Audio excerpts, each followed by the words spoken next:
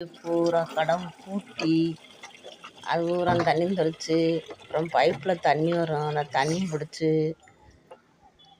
ஊற்றணும். 3 நாளைக்கு ஒருக்கா 4 நாளைக்கு ஒருக்கா தான் தண்ணி வரும். அப்புறம் பாத்திரம் விளக்கணும், காப்பி போடணும், சமைக்கணும், காலை சாப்பாடு, மத்தியான சாப்பாடு சமைக்கணும்.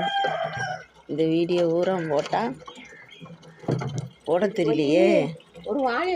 நானாக கொஞ்சம் கொஞ்சம் எடுத்து போடுவேன்.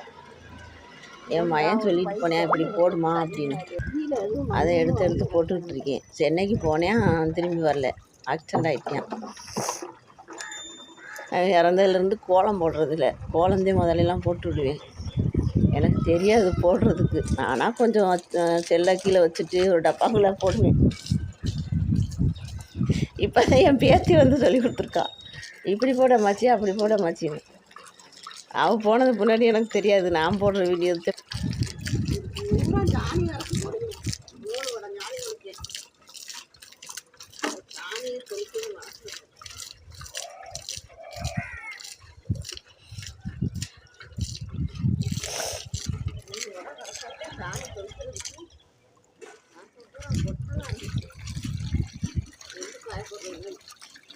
ஓடுது.